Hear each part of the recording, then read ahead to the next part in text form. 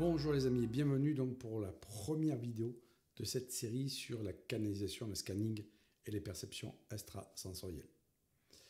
Quand vous étiez enfant, est-ce que vous jouiez aux devinettes avec vos amis?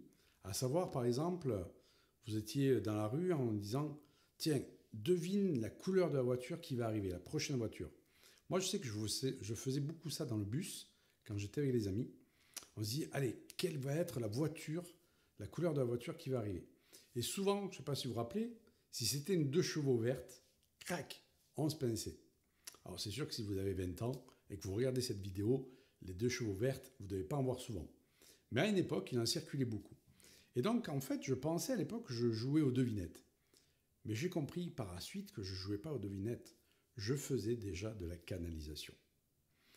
Et j'ai toujours pensé que tous les films, vous savez, comme Star Wars, comme X-Men, tous ces films où il y a des personnages qui ont des pouvoirs, qui cultivent des capacités spéciales, eh bien, c'était quelque part une anticipation ou une extrapolation de ce qu'on pouvait déjà faire là, aujourd'hui, de nos capacités.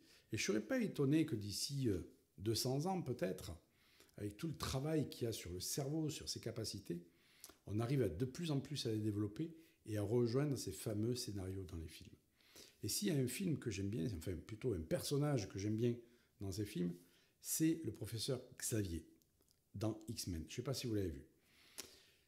Un gars qui est capable, grâce à son pouvoir psychique, de lire la pensée des gens, d'influer aussi sur les autres, de lire l'état mental de la personne. Alors pourquoi il me plaît ce personnage? Non pas pour avoir le pouvoir d'influencer les autres ou de les manipuler, non du tout. Mais cette finesse qu'il a à pouvoir percevoir chez l'autre ce qui se passe et à débloquer des choses. Parce que c'est ce qu'il fait dans le film, c'est qu'il aide les autres à développer leur pouvoir. Et en fait, canaliser, scanner, etc., c'est quelque part retrouver son âme d'enfant et rejouer aux devinettes, sachant que ce n'est pas une devinette. C'est pas, tiens, j'ai 50% de chance de dire que c'est rouge ou c'est vert. Non, absolument pas. C'est juste une connexion. Et je me rappelle quand j'étais petit, moi, la couleur, je la définissais comme ça, en voyant une couleur arriver. Et puis, je me suis coupé de ça. Pourquoi? Parce qu'on grandit et on ne joue plus à ces jeux-là. Et donc, en grandissant, eh bien, on structure notre cerveau d'une certaine façon et on s'éloigne de ça. Alors qu'enfant, on cultivait cette capacité à canaliser. Je me rappelle, pareil, dans les bus, on essayait de deviner le prénom d'une autre qui était assis à côté de nous. Et on ne connaissait pas. Et à la fin, on disait, mais tu t'appelles comment? Parce qu'on a essayé de deviner ton prénom. Nicolas. Ah ouais, mais j'ai eu que c'était Nicolas. Et très souvent, j'ai constaté ça. Et là, vous vous sentez un peu comme ce héros qui arrive vraiment à percevoir les choses. Et donc, le scan, c'est ça. C'est pas se prendre pour un héros, mais c'est retrouver son âme d'enfant. Et je dirais, utiliser ces perceptions que l'on a en nous, qui sont des perceptions naturelles, qui sont liées à notre instinct, à notre ressenti, à notre intuition, et on va voir tout ça dans cette série de vidéos, pour aller, quelque part, connecter l'invisible et trouver une information qui n'est pas inscrite visuellement ou consciemment. Donc là, je vais vous faire un petit test pour commencer cette première vidéo, pour vous faire, non pas deviner, mais canaliser une information.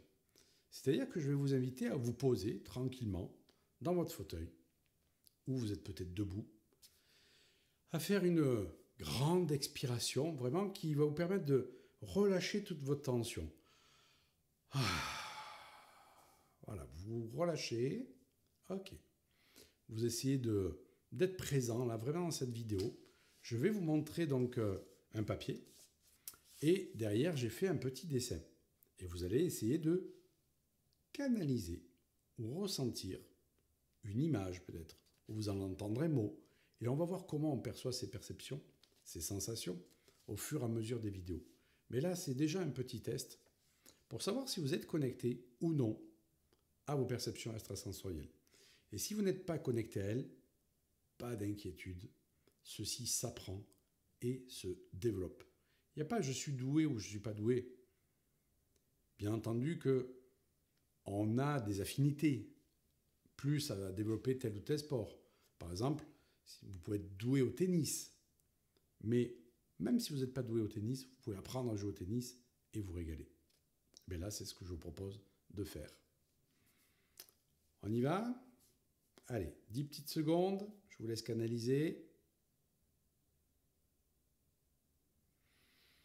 Laissez venir les images, ne rejetez rien. Parce que très souvent, quand on perçoit des choses, on a peur que ce soit notre imagination. Et donc, automatiquement, on va censurer. Et ça aussi, c'est un autre piège qu'on développera dans les vidéos. Allez, je le retourne. Le dessin, c'était un arbre. Donc, si vous avez perçu un oiseau, de la terre, un écureuil, un tronc, du feuillage, une feuille, eh bien, ça veut dire que vous avez reçu une information. Donc, bienvenue dans cette série. On continue, je vais vous faire découvrir plein de choses. Je vous retrouve donc pour la deuxième vidéo pour devenir un peu comme le professeur Xavier. Ciao, ciao.